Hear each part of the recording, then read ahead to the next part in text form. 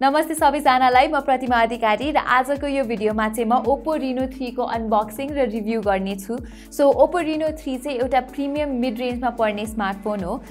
यो फोनको प्राइस चाहिँ नेपाली मार्केटमा 47,000 रुपैयाँ रहेको छ र यो प्राइसमा चाहिँ यो फोनले Samsung Galaxy A71 र Xiaomi को भर्खरै आएको Mi Note 10 लाइटलाई कम्पिट गर्छ। सो यो छोटो इन्ट्रोडक्सन पछि चाहिँ अनबक्सिङ तिर नै लागौ सिधै। बक्स चाहिँ हेर्दा निकै राम्रोसँग प्याकेजिङ गरिएको छ हैन। ओप्पो को प्रिमियम मिड रेन्ज फोनहरुमा चाहिँ युजुअली यस्तै राम्रो प्याकेजिङ भएर आएको हुन्छ। सो भित्र अर्को बक्स छ। ओके, सुरुमा चाहिँ एउटा पेपर बक्स रहेछ जहाँ चाहिँ कभर नै हुनुपर्छ। कभर छ, पेपर वर्क छ अनि सिम इजेक्टर पिन रहेछ अनि त्यसपछि चाहिँ फोन छ यहाँ हामीसँग चाहिँ ब्ल्याक कलरमा रहेको छ। फोनलाई पनि एकछिन यहाँ राखिदिन्छु। यहाँ चार्जर छ। यो चाहिँ 30 वाट को वुक चार्जर हो र वुक चार्जिङ ओप्पो को निकै फेमस पनि छ। यहाँ चाहिँ टाइप सी केबल्स छ अनि त्यसपछि चाहिँ ओप्पोले यहाँ इयरफोन्स पनि दिएको छ जुन चाहिँ निकै धेरै ब्रान्डहरुमा मिसिङ हुन्छ र ओप्पो को फोनहरुमा चाहिँ सधैँ जस्तो भइरहन्छ। यो चाहिँ निकै राम्रो लाग्छ मलाई। सो सबै सामानहरु चाहिँ म अहिले साइड लगाइदिन्छु। सुरुमा चाहिँ OPPO Reno 3 को डिजाइन र बिल्ड क्वालिटीको बारेमा नि कुरा गरौँ। प्लास्टिक बडी र फ्रेम पनि प्लास्टिक नै भएको हुनाले ठूलो फोन भए पनि Reno 3 हलुको र चलाउन कम्फर्टेबल नै छ। र OPPO Reno 3 को ड्युरेबिलिटी सँग पनि म निकै इम्प्रेस छु। अब जानी फुट्छ कि भनेर फ्यालेको चाहिँ होइन, तर भिडियो सुट गर्ने क्रममा चाहिँ धेरैचोटि मेरो हातबाट चिप्लेर भुइँमा पनि झरेको छ। सो मेरो हल्का केयरलेसनेसलाई पनि Reno 3 ले चाहिँ राम्रैसँग ह्यान्डल गरेको हुनाले म चाहिँ यो फोनसँग निकै इम्प्रेस छु। लुक्सको बारेमा भन्नुपर्दा चाहिँ मन नपरेको त होइन, तर अरू ब्रान्डहरुको मिड रेन्ज फोनहरुमा चाहिँ यो भन्दा नयाँ र रिफ्रेशिङ डिजाइनहरु पाइन्छ। अझ यसको फिंगरप्रिन्ट म्याग्नेट ग्लसी डिजाइनको बारेमा त के भन्ने। यसले गर्दा मैले अघिल्लो वर्षको Reno 2F को डिजाइन चाहिँ मिस गरेको छु, जसमा क्यामेरा बम्प नहुनुको साथसाथै एउटा युनिक लुक पनि थियो। तर यो फोनले डिस्प्ले डिपार्टमेन्टतिर चाहिँ मेरो आशा पूर्ण गरेको छ। राम्रो कलर्स, कन्ट्रास्ट र ब्राइटनेस लेभल भएको यो AMOLED डिस्प्लेले HDR भिडियो प्लेब्याक पनि सपोर्ट गर्दछ। अर्को राम्रो कुरा भनेको चाहिँ Reno 3 को टियर ड्रप नच पनि सानो छ र साइड बेजल्स पनि मिनिमल नै छ। त्यसैगरी यहाँ तपाईले लो ब्राइटनेस बेला चलाउँदाखेरि एक्टिभेट हुने फ्लिकर फ्री मोड फिचर पनि पाउनुहुन्छ। PWM डिमिङबाट पर्न जाने आई स्ट्रेन र टाउको दुखाइ जस्तो समस्यालाई निर्मूल गर्ने यो फिचर चाहिँ हरेक स्मार्टफोनमा हुनुपर्छ जस्तो लाग्छ मलाई। डिजाइन डिस्प्ले त भइहाल्यो, Reno 3 को क्यामेरास पनि एकदमै राम्रो छ। यहाँ तपाईले पछाडीपट्टि 4 वटा क्यामेरा पाउन सक्नुहुन्छ, जसमा 48 मेगापिक्सलको प्राइमेरी लेन्स, 13 मेगापिक्सलको 2 टाइम्स अप्टिकल जुम दिने टेलिफोटो क्यामेरा, 8 मेगापिक्सलको अल्ट्रा वाइड एंगल लेन्स र 2 मेगापिक्सलको डेप्थ सेन्सर रहेको छन्। मेन क्यामेराबाट खिचेको फोटोहरु हेर्नुस् न, राम्रो छन् नि हैन र? डिटेल्स र कन्ट्रास्ट आर अन पोइन्ट मेरो विचारमा। अनि प्राइमेरी सेन्सरकै कुरा गरिरहँदा Reno 3 ले खिचेको फोटोहरु चाहिँ Galaxy A71 ले जस्तो कलरलाई ओभरडन चाहिँ गर्दैन। Reno 3 ले भने नेचुरल सैचुरेसन र एक किसिमको ब्यालेन्स शट दिन्छ जुन चाहिँ सराहनीय छ। वाइड एंगल इमेजेसमा भने A71 कै राम्रो लाग्यो मलाई। यी फोटोहरुलाई हेर्नुभयो भने Reno 3 ले खिचेको फोटोहरु हल्का फिक्का देखिन्छन्। हेर्ने नहुने गरी नराम्रो त होइन, तर दाजेर हेर्दा A71 ले नै वाइड एंगल इमेजेसमा राम्रो कलर्स र डिटेल्स प्रदान गर्दछ। तर Reno 3 को शो स्टिलर भनेको चाहिँ यसको टेलिफोटो लेन्स हो।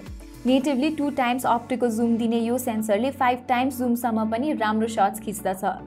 यो फुलको इमेजलाई नै हेर्नुस् न, 5 टाइम्स जुम गर्दा पनि मज्जाको डिटेल्स हुनुको साथसाथै कलर्स पनि भाइब्रेन्ट र पन्ची छ। पोर्ट्रेट इमेजेसतिर जाने हो भने चाहिँ A71 को रिजल्ट बेटर छ, सब्जेक्ट फोकस र ब्याकग्राउन्ड सेपरेसन दुवै एस्पेक्टतिर। तर Reno 3 को पनि ठिकै नै छ भन्नुपर्छ। अगाडि भने तपाईले 44 मेगापिक्सलको सेल्फी क्यामेरा पाउनुहुन्छ, व्हिच वर्क्स ग्रेट। हल्का ब्युटिफिकेसन भएको स्पष्टै थाहा भए पनि त्यसले गर्दा सेल्फीहरुको प्रति केही नराम्रो असर चाहिँ पर्दैन।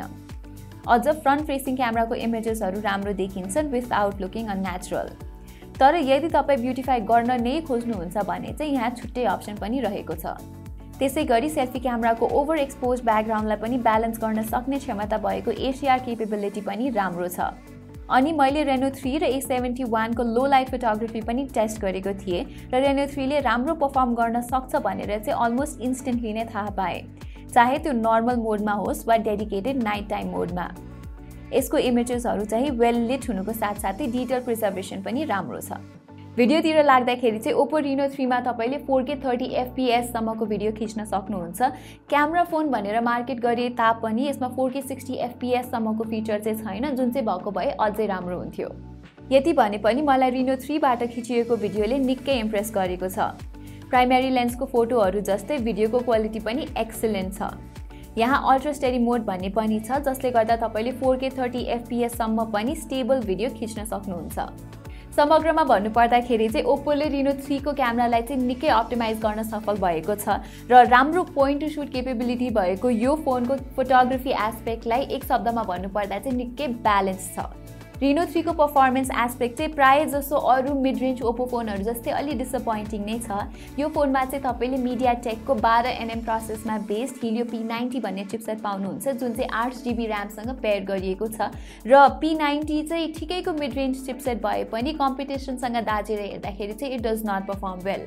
उदाहरणको लागि सिमिलर प्राइसमा तपाईले Snapdragon 730G रहेको Galaxy A71 या Snapdragon 855 भएको Redmi K20 Pro किन्न सक्नुहुन्छ।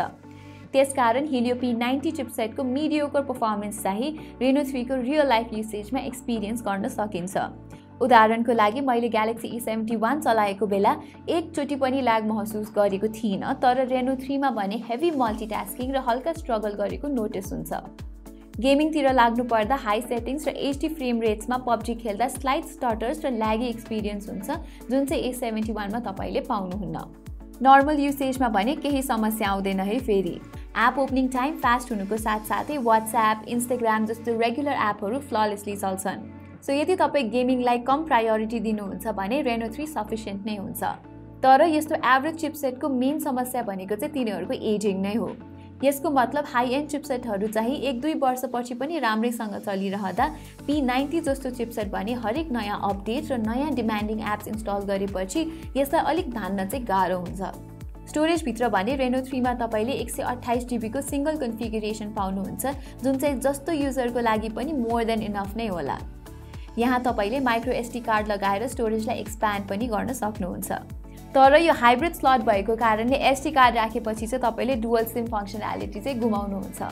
सफ्टवेयरको कुरा गर्नुपर्दा Reno 3 out of the box OPPO को लेटेस्ट कलर OS 7 र Android 10 मा चल्दछ र कलर OS चाहिँ मेरो फेभरेट एन्ड्रोइड स्किन नभए पनि यसको नयाँ भर्जन भने निकै इम्प्रुभ भएको पाएको छु मैले। यसमा आइकन्सहरूलाई कस्टमाइज गर्नदेखि लिएर रेगुलर युसेजमा ब्याट्री बचाउनको लागि स्मार्ट पावर सेभर अप्सन जस्तो मज्जाको फिचरहरू पनि पाइन्छ। तर मलाई कष्टकर लागेको एउटा कुरा चाहिँ के हो भने यसमा नोटिफिकेसन डिसमिस गर्नलाई स्वाइप राइटको मात्रै अप्सन छ। अब कुरा गरौँ Reno 3 को एक्स्ट्रा फिचरहरूको बारेमा। यहाँ तल चाहिँ तपाईले सिंगल फायरिङ बटम स्पिकर पाउनुहुन्छ, जुन चाहिँ मोडरेट भोल्युममा राम्रै सुने पनि अलि ठुलो भोल्युममा चाहिँ अलि डिस्टोर्ट हुने गर्दछ। त्यसैगरी 3.5mm हेडफोन ज्याकको परफर्मेन्स चाहिँ स्याटिस्फ्याक्टरी नै छ। कल क्वालिटीको कुरा गर्नुपर्दा साधारण र VoIP कल्स दुवैमा एकदमै क्लियर सुनिन्छन् र मेरो रिभ्यू टाइममा कसैले पनि केही कम्प्लेन गरेको चाहिँ पाइन मैले। फिंगरप्रिन्ट सेन्सर चाहिँ यहाँ इन डिस्प्ले रहेको छ र यसको अनलकिङ स्पिड एकदमै फास्ट र रिलायबल छ। प्लस फेस अनलक पनि फास्ट नै छ।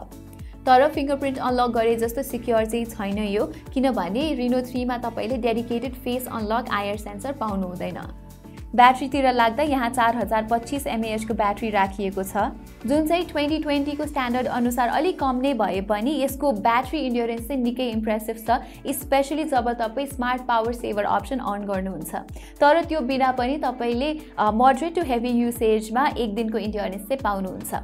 Reno 3 को चार्जिङ केपेबिलिटी भने एकदमै इम्प्रेसिभ छ।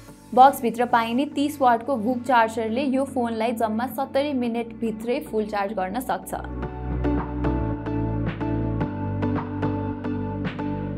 ओके, सो OPPO Reno 3 बारे मेरो के भर्डिक्ट रहेको छ त? फर स्टार्टर्स यो एउटा एक्सिलेन्ट क्यामेरा फोन हो। सो एउटा स्मार्टफोनबाट यदि तपाई क्यामेरा परफर्मेन्स चाहनुहुन्छ भने चाहिँ यो फोनले तपाईलाई डिसअपोइन्ट गर्दैन।